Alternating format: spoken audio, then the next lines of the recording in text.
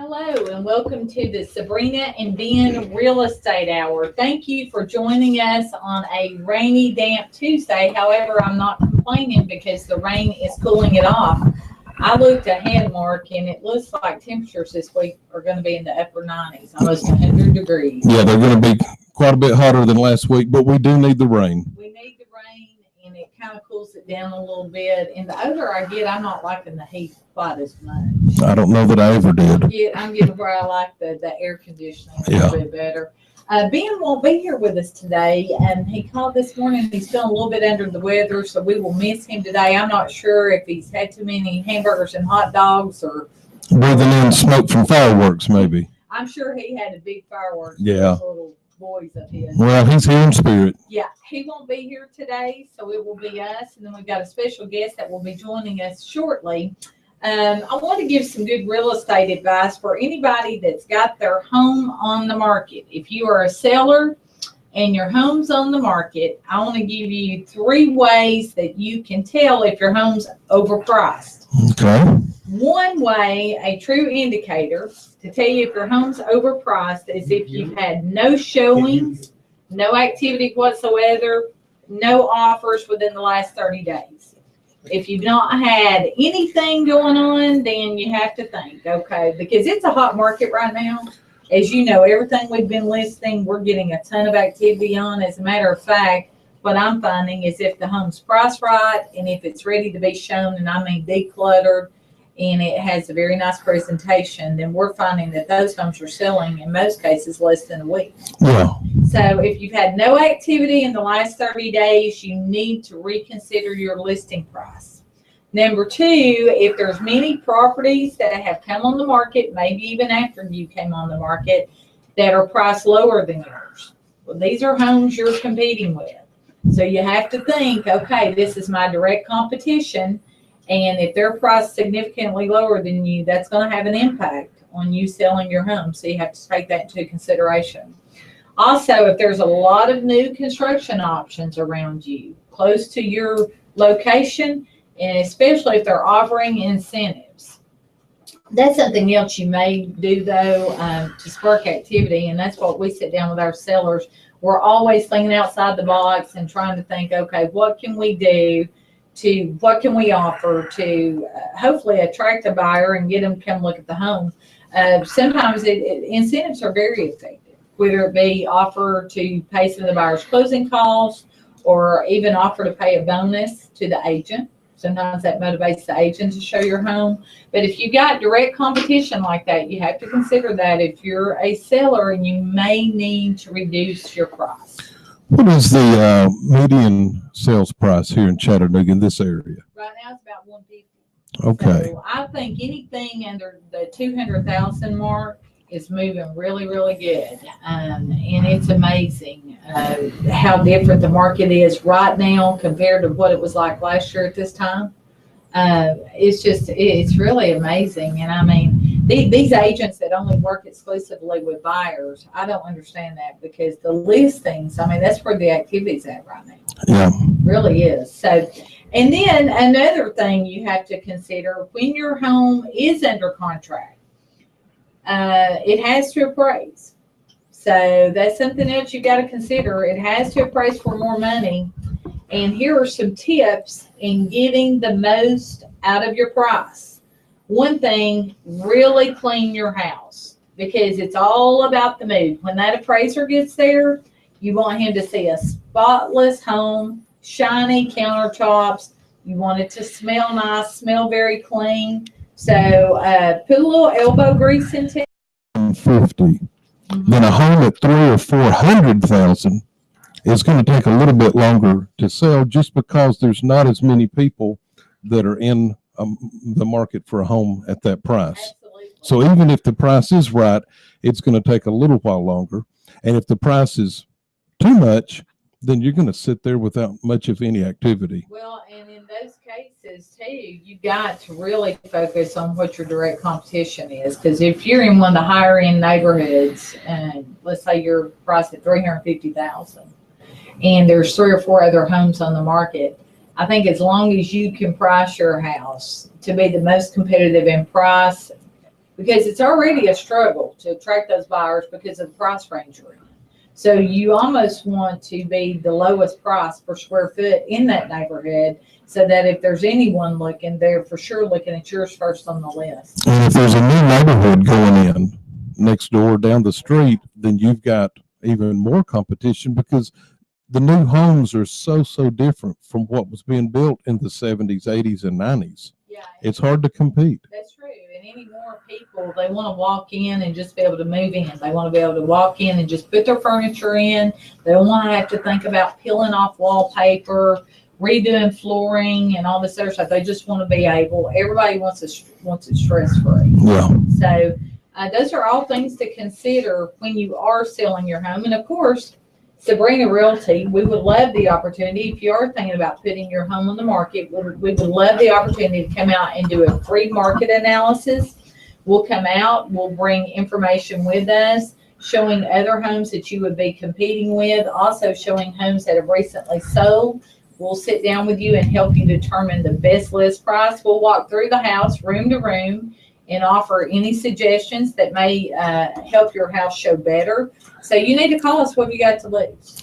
Well, in addition to that, if somebody's not quite ready to list, but they think they may in the fall, or maybe even possibly next year, to have us come out and go ahead and give them some things. Hey, here's what you might want to do. Definitely don't put the money into that room. It'll give them a vision of where they're headed, and it could certainly help them. And they may find out that right now is a great time to go ahead and sell, even though they weren't thinking that it was quite the time. And they may find that it's not going to be quite as laborsome as they were thinking it could be, because we use a very cost conservative approach when we make recommendations to our sellers, because we know we can't say, hey, rip out all the countertops and replace them with granite, because they're not going to get that money back dollar for dollar. That's right. But some things that really are appealing on a home that I'm finding with buyers is when those major, more expensive components have been replaced and they still have a lifespan left on it. Example, heating air unit. Yeah. Roof. Roof is important. Yeah, roof is very important. And with that, I want to go ahead and bring on our guest today. We have with us in the studios Greg Bolton. He is one of the owners of Roof Doctor, which I'm sure you've seen their trucks riding around town. I pass one all the time, which I can say you guys aren't speeding, because I'm always passing you when I see you.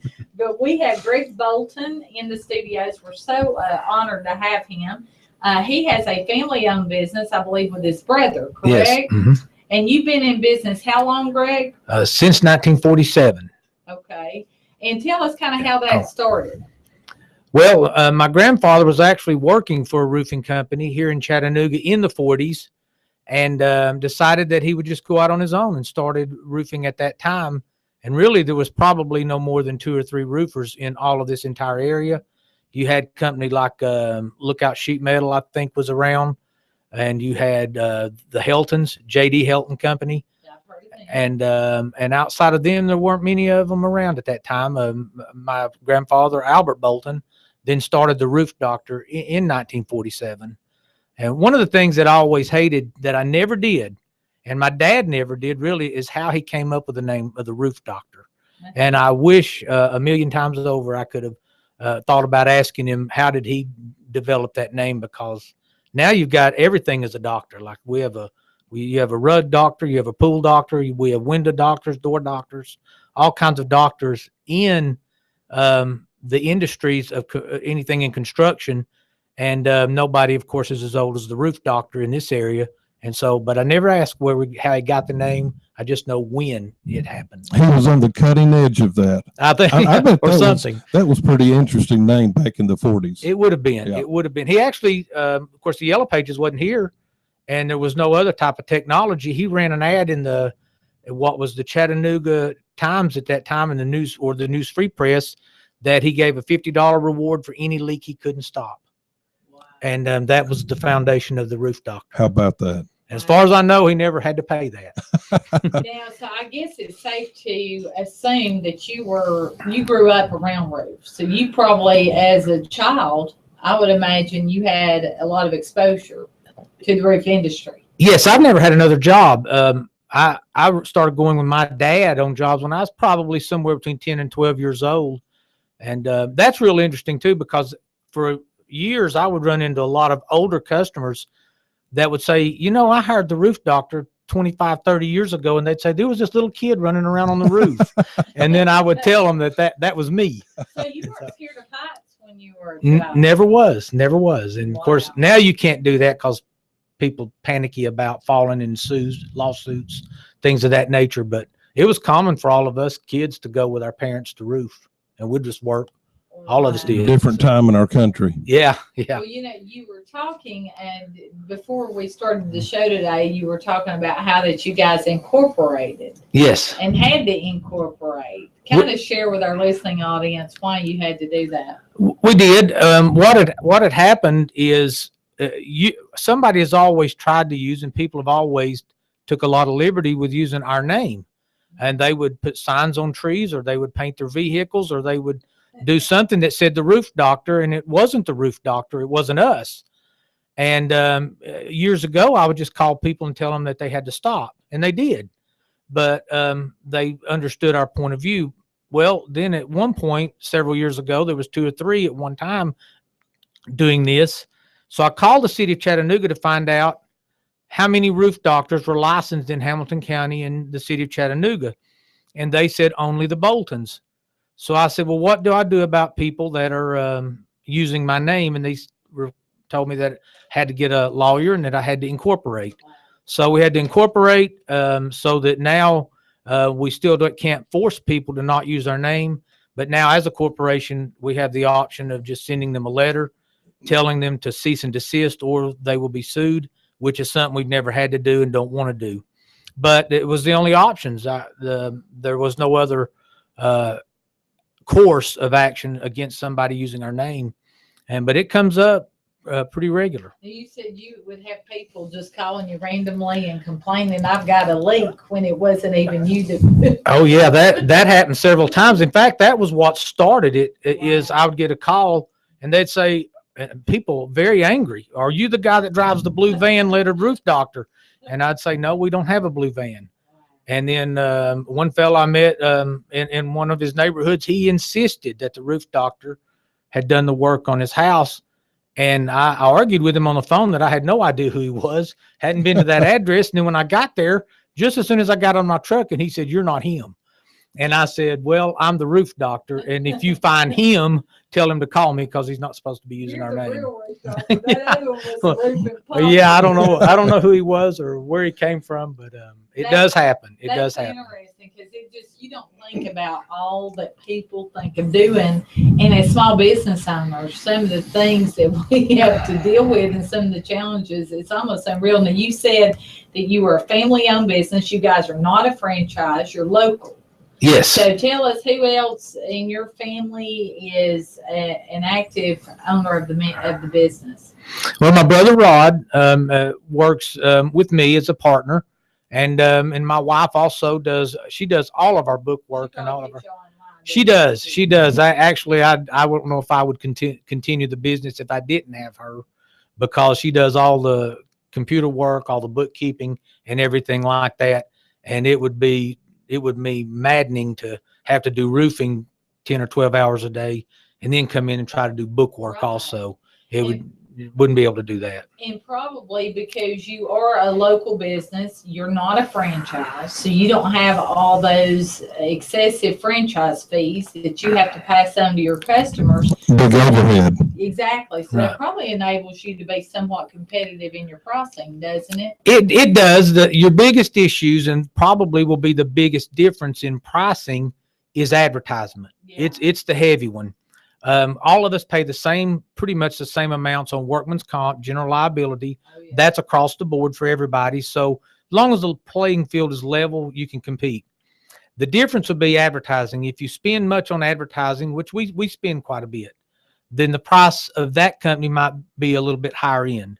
Mm-hmm. And then somebody that, as opposed to someone who's only word of mouth, or maybe has their name on a tree or a light pole. So they're not paying the advertisement, and so their price might be a little bit less. So that would be the biggest difference. Well, Well, believe it or not, we get a lot of complaints about those signs Yeah. that are just posted up, Mhm. and particularly Nailed a up. lot of complaints. And that van that they park out there that I think's broken down in the East Brainerd area. Yeah. We get a number of complaints, so I'm glad that you're spending your advertising dollars a bit wiser. What are you finding are the best ways to advertise? Well, word of mouth is always going to be the biggest one for us because we've been around for so long. And we were here before the Better Business Bureau, but if you go to the Better Business Bureau, you'll see we have an A+ rating from the time that they were there. And so that probably is number one. But then Angie's List is also a big one. And then also just if you go to the Yellow Page website, you'll find us. If you, and we didn't do this, Velux actually did this on their own. Velux put us on their list of skylight installers. In fact, I think the Roof Doctor comes up number 1 or number 2 when you try to get a skylight installed in Chattanooga. Velux didn't do that really by any permission by us, and we're not paying anything. They just realized that we were buying so many and installing so many that they made us one of their preferred contractors, and we didn't even try to do anything there. That happened as a result of the business. So, well, I'm kind of curious. I know, like for us realtors, we have continued education. We have to do like an additional 16 hours every 2 years to stay up on all the industry changes, because it is an industry that changes and laws change and the way we have to do business changes. I would think every industry that's true to some extent, but I'm curious of what goes into certification for a roofer, and if you guys are required to do additional continued education, if it's optional or if it's something that you do, you choose to do. Because I think that's important, because, you know, when I'm referring somebody, it doesn't matter if it's a roofer or heat and air, I want to know that's a certified professional. yeah. I want to make sure they're licensed, bonded, and insured. And well, those are the 3 that you want to talk to about most. And of course, liability and your bonding doesn't do a whole lot. The big one is going to be the workman's comp, because the health bill is a lot bigger than any of the others as far as like but as far as certification goes, I don't even know if there's a process other than by individual roofing manufacturers that they will have you do a lot of paperwork and go to like a half-a-day school sometime that you would be a certified installer of that brand, but not one that's necessarily promoted by the city or county or state or federal government that I'm aware of as far as a process other than insurance. For example, if you're going to do big jobs, commercial jobs, then you got to be a general contractor. If you have, like I do, a state remodeler's license, that just simply means I bid jobs, individual jobs, less than 24,000 or less than 25,000. If you get over 25,000, you're supposed to have a general contractor's license. And so that's the only difference there. So that would be the only way of, I'd say, judging any type of legitimate certification. Now, is there any competition out there that you're aware of where they just don't have any insurance or anything? Is that a problem in your industry? It doesn't seem to be as big now. For a while it was. It seems like most people have caught on to that, and the consumer has gotten smarter. The consumer started thinking, and this was actually promoted by a lot of the manufacturers and a lot of the companies, even people such as Lowe's and Home Depot do a lot of like promoting of the fact of making sure your contractor is insured. And so most of us, as far as I know, I don't know anyone, and there might be some smaller individuals that's doing it. And used to, people tried to get by with getting people to sign papers that said they're not going to sue or not hold them responsible. But that's the first piece of paper thrown out if you go to court. Exactly. So they're not going to recognize that, because the state laws are clearly set state to state on what you pay for workman's comp, the percentage, and that everybody has to have that. General liability is a thing you're supposed to have. Does very little. It kind of protects the property. If you run a truck through somebody's house, that's what your liability does. But the most clear danger is a worker falling off of a roof, and that's the purpose of workers' compensation. If I am recommending, if I know one of my clients needs a new roof, What are some questions, important questions, if they're interviewing roofers or getting 2 or 3 estimates, what would be some important questions for them to ask a roofer to know that they've got someone that's got the experience and has the insurance and all Yeah. those important things before hiring them? Because I know it's not just price, it's some of those other things are important too. Exactly right. And that would be probably, like I said, the first thing to make sure they're a legal company. That is that they're supposed to have a state license, and they're supposed to have the city and county license. And then, of course, the workman's comp and the general liability. So you should make sure of those documents. That's a fairly easy process. Your contractor should not be carrying those around in your truck. They're supposed to be placed on the premises of where their office is. And then you call your insurance company and say, hey, can you fax this information to this homeowner? They need this. And they can fax it or email the information of your insurance.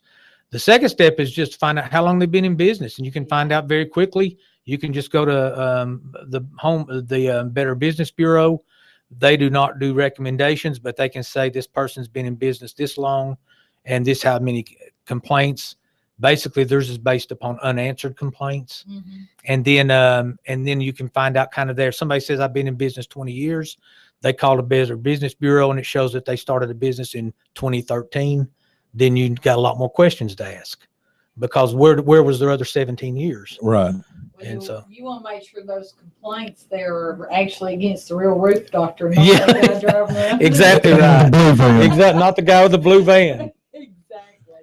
Well, we're going to have Greg join us back after the hour. So, and we got a lot of information. We haven't even scratched the surface. Right. We're going to get into different roof types, maybe some common problems that you're running across and things like that.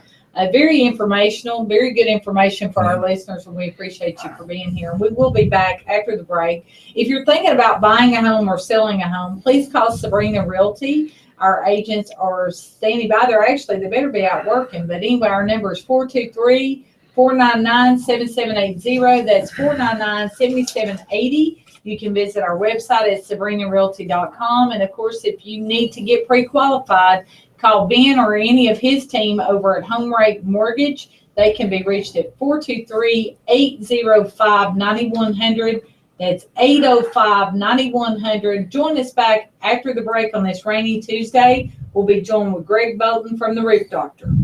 That's right. Hi, I'm Maurice Lewis. When it comes to buying or selling a home, it's probably the largest purchase or sale of your life.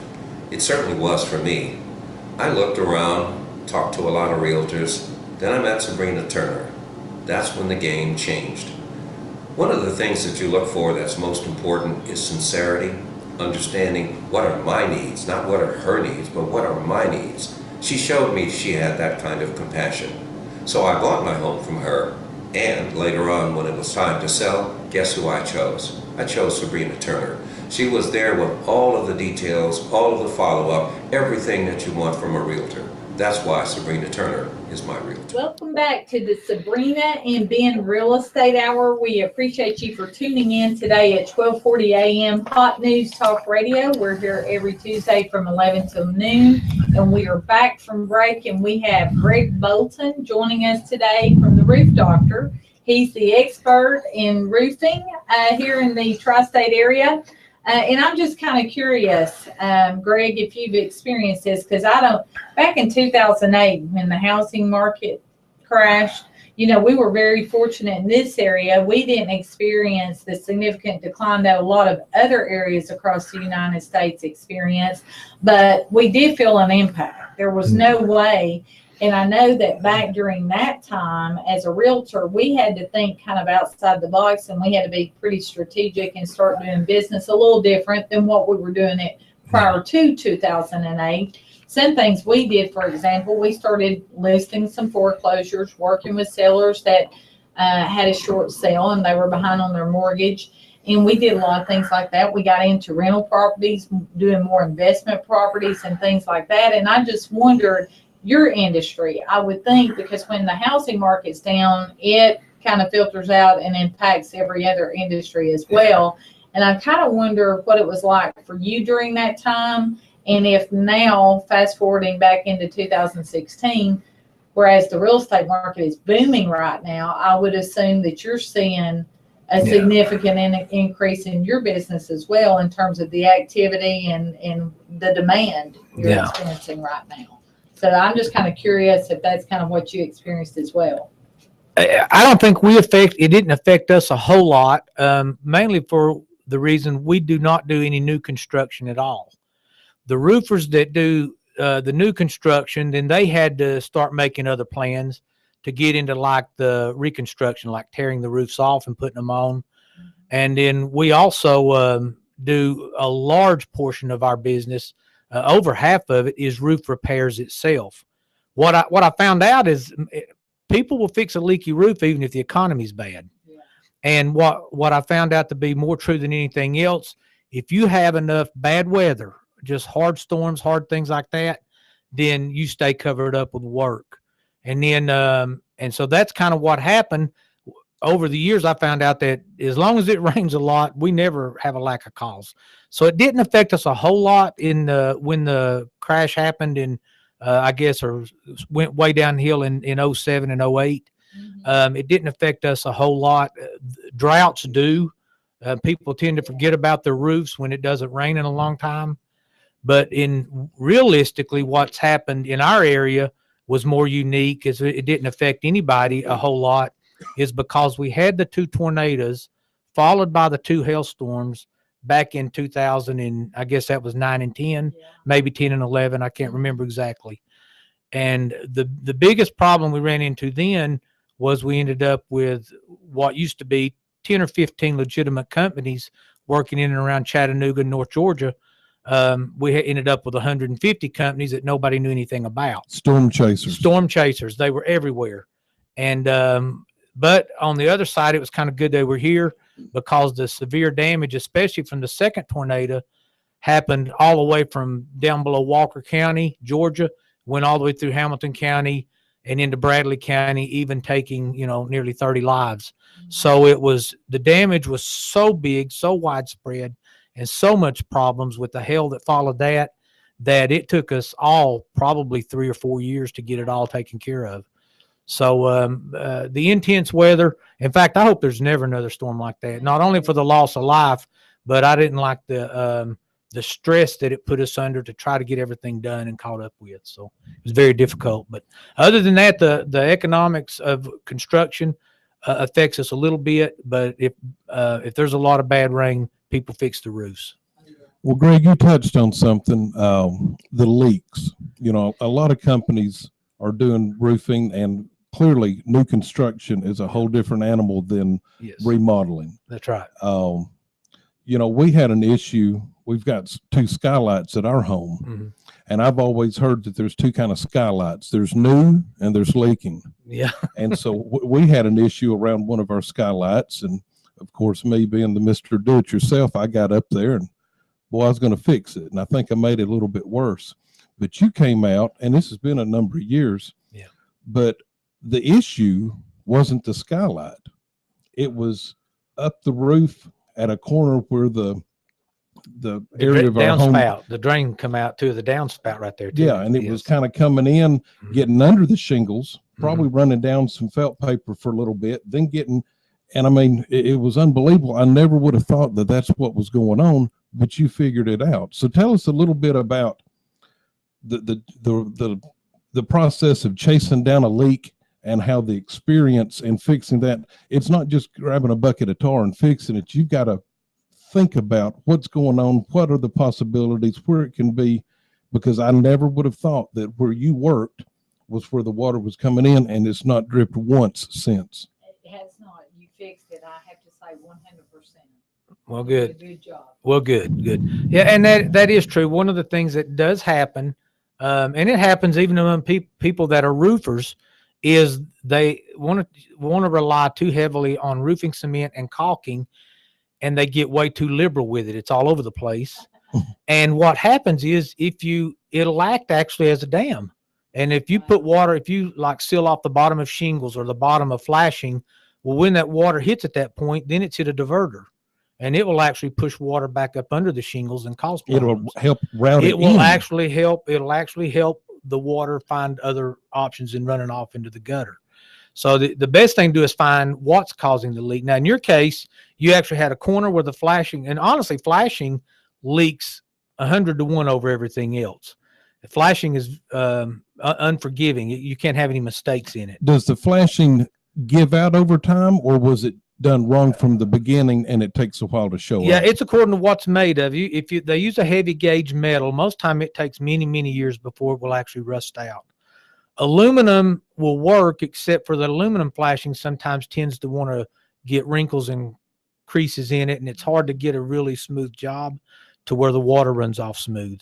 And then I think in your case, you had a corner where the water was actually dumping out of the gutter right there too. So you had a collision of water in a place where the flashing just wasn't enough.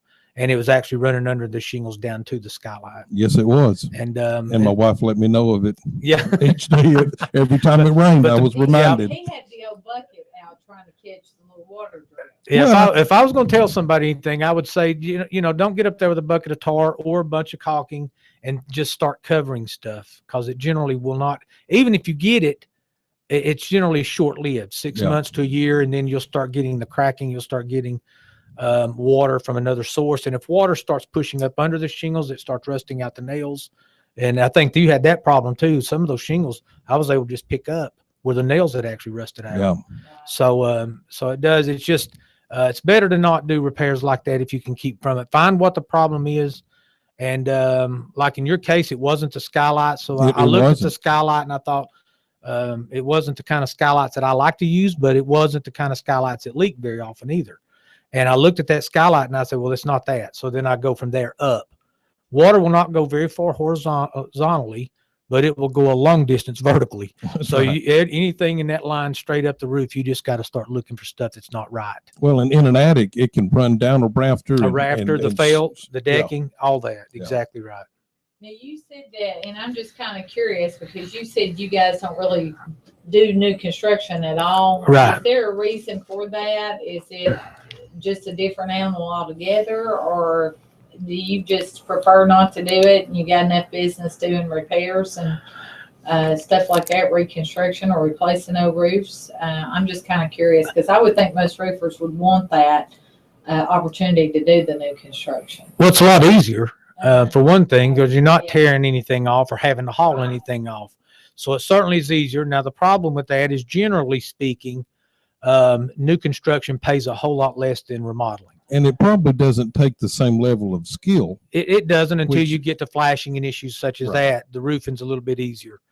The only thing I can think of is my dad made that decision like really early on.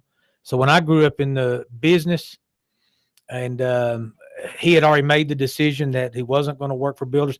To be honest with you, he got mad. The builders, were not faithful in paying on time. And so he got tired of chasing builders down to get his money. Yeah. But the power board won't take a mechanic's lien for your monthly payment. No, exactly you still right. Need paid. Yeah, exactly right. And so, and at that time, we, like I was telling you before, we actually had two business in one. My dad, when he took over the roof doctor company, was already doing building and remodeling. So actually, for years and years, we were just called Bolton Construction DBA Roof Doctor, doing business as roof doctor. What happened over the course of time, the roof doctor was not affected by the economy where building was a lot of times. So the roof doctor grew. And then when my dad retired, left it with just me and my brother, we really didn't have time to start doing room additions, decks and houses and things of that nature. So we did stay strictly with anything that pertains to roofing. So now anything that has to do with the roof structure, from the soffit, fascias, gutter, all the way to the point of the roof, and anything that sticks up out of the roof, we fix. Now, what are the most common problems that you are called out to take care of? What are the most common problems you find on the roof? I know we touched on skylights already. That's got to be up there. Yeah, skylights. Like I said, I did so many skylights that, like I said, Velux put me on their website, and we did so many of those. Which, by the way, they make a really good skylight. I'm not trying to plug them, but they've got one now. It's got a 10-year guarantee. Almost never, their flashing kits never leak. You get that little rubber washer between the glass. When it breaks down after 10 or 12 years, you'll see the fogging start taking place. But if it wasn't for that one little problem that nobody seems to be able to fix, they make a very good skylight. Chimneys are the other big one. Chimney faces two issues. First of all, some part of it gets hit with every rain. Yeah. If it's in the center of the roof, whether the rain's out of the south, the west, or the north or the east, it's going to hit something sticking up. So flashing ends up being a very big and critical part of a chimney. The other thing that happens is you have to maintain your brick and your mortar, or stone and mortar if that's what you've got. Stone is the hardest to work with. It wants to crack the most. I guess it's because you have big stone, little stone, big stone, little stone. For some reason, this concrete in and around the stone tends to want to crack. This is where the problem comes from. Most people will get up there to work on it. They will not see the cracks in the stone, so they start putting tar and caulking on the flashing. Well, the flashing wasn't an issue. Well, now it's an issue because they put a bunch of tar on it, but the water gets in that stone, cracks, gets behind the flashing or behind the tar and the caulking. And now it can't get out. It's in your house. Right. It only has one way to go. Gravity works. If the water gets inside, it goes down and it comes out somewhere inside of your house. So it's those are the two biggest issues. Brick and mortar is the same. Your crowns have to be made sure that they're maintained so you don't have big cracks in them. Wood, if you have a wood chase like a prefab, those are great chimneys. You just can't let your wood rot. You have to maintain the caulking and the paint, because if the wood starts absorbing water, the same process will take place. Water will get in through the wood, gravity again takes over, and it runs behind your flashing, and now it's back in your house. Well, and when those were predominantly masonite, they were almost guaranteed you were going to have an issue at some point. You know, back when I was a kid, they made masonite products that were different. When masonite, I don't know if they sold their name, sold their company or something, but they went to a fiber board that was supposed to take the place of the true masonite. And honestly, if you see true masonite, it's still on people's houses. If it's been maintained, it's right. But if you went with that next level, or the next time it came around, generation, it was a fiber, and it did not hold water. It could get wet, and it started absorbing water.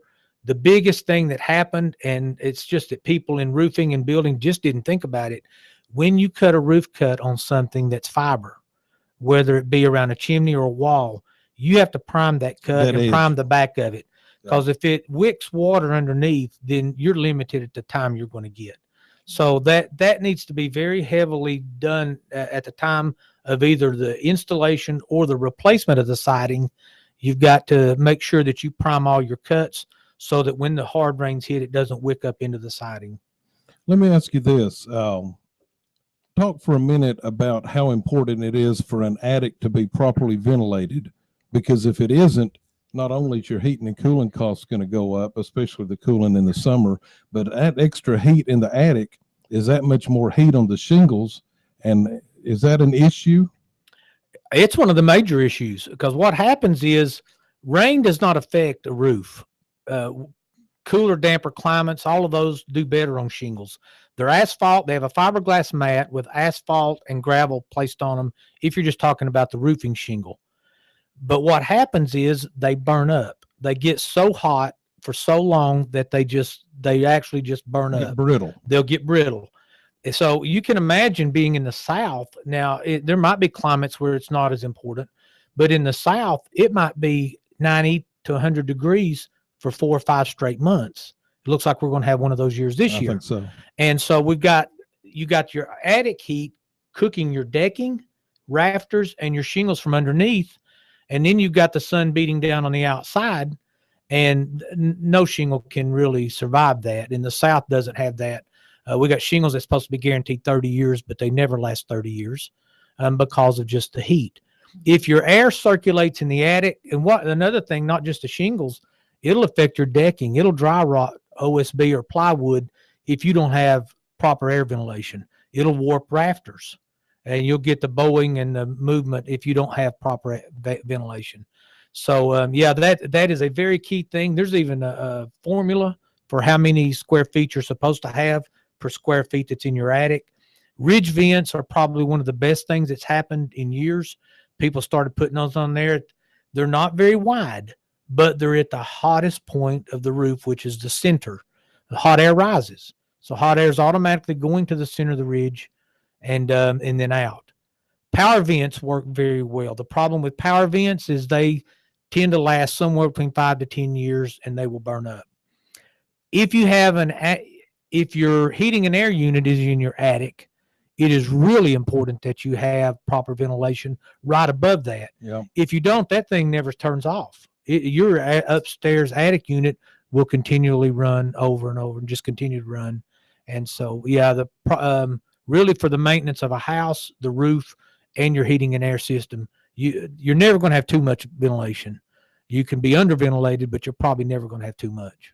For any of our listeners out there that they know their roof, the age of it's on up there, let's say it's 22, 23 years, and they know they may need roof replacement at some time, I'm going to ask you a two-part question. Number one, what's the average cost of a roof? And I know that's going to be hard to answer because it depends on so many things, the pitch and the size of the house and all that. But I'm curious, what's the average cost of a roof, and what type of shingle are you really, are you recommending to your consumers? Yeah, probably the most popular roof is your architectural shingles.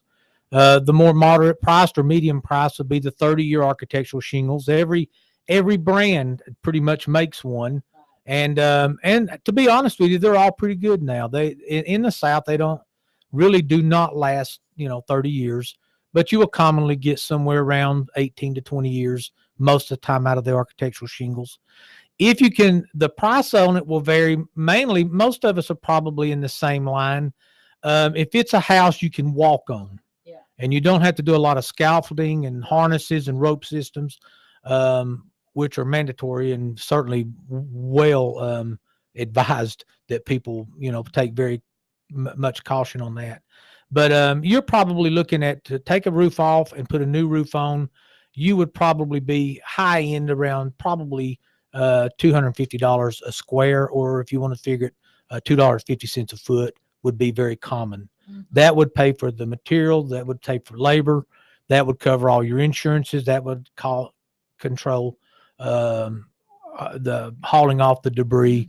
That should take care of just about everything. So that would be a fair, maybe even a little bit higher, but that would be a good place to start. Yeah. Now, if you have the extremely steep pitches, you get up there in those 12/12s and above, you can add a little bit to that price, probably $20 to $30 a square. Because it's more labor intensive. A lot more labor intensive, a lot slower because you are harnessed. Everything's harnessed and scaffolded on those. So it just slows down the job a little bit. You charge it more this time of year when it's 99 degrees. I would love to do that, but we don't. Yeah. it just one of those things that we'd love to be able to charge more because it's hot. But I tell people, though, commonly it's probably not the best. I would not be a good marketing teacher or a business teacher, because I tell people commonly, if you're not leaking, would you wait to October? So if you could wait a few months. So it is hard on us this time of year, and you do the bulk, but you learn to manage it. You do the bulk of your work from daylight to about 12 or 1. Anything you have to do after that, you do it in very slow pace and increments. And if you can work the shade, you work the shade, things of that nature. But you just learn to deal with it, and you carry a lot of water on your job site. So you mentioned in the process of doing a roof, having to tear off the old and haul that off, dispose of that and all of that. Do you do many roof overs, or do you not recommend that? Does that have its place ever? The only people that do that, and mostly it's a homeowner's decision. Roofers hate doing it because you can't see what you're nailing into underneath. If you got a soft piece of wood or something like that, you might end up with your nails wanting to back out because the decking was not hard enough to hold it. The biggest problem that happens is from the point of view of shingles just don't last as long. You're doubling your weight, you're doubling your heat, you're putting a lot of stress on your heating and air unit, and the shingles, you'll lose 5 or 6 years off of that. Most people that do put one on there, if the circumstances are very good, it does have a place. Let's say you have a 3-tab shingle that lays down really smooth. Flat, There's never been any leaks, rafters and decking's in good condition, and you feel confident that you can put a roof over it. You can't roof over another architectural shingle. It looks horrible because it's already uneven bumpy, because of the yeah. dimension. It's already bumpy. So if you have a particularly smooth roof, you can do that. Most people that opt to do that generally know that they're probably, it's a financial thing. They just really can't afford the little bit of extra money, which you'd pay probably $30, $40 a square more on a tear off. Right. So they'd rather save the money, or if they think they might be selling their house, then they know it's still going to last 10 years or longer. So it's no problem, but it's not recommended by many roofers because it's awful hot on a house. Yeah. Greg, for anybody that needs a roof repair or they need a new roof, tell them how they get in touch with the roof doctor. Well, we're easy to find. We do have a website. You can Google Roof Doctor, or you can go to the Yellow Page websites and find us. You can go to Velux and find us. If you have a regular old-fashioned way, which is just a phone book, you'll find us. Yeah. So we're not hard to find, and most any of the supply houses around can tell you how to get in touch with us also. What's your phone number? My phone number, in fact, I'll give you two. My office number is this area code, of course, 423-892-9125. Or if you want, you can call me directly on my cell phone. I even have this on my truck. Same area code, but it's 488-6148.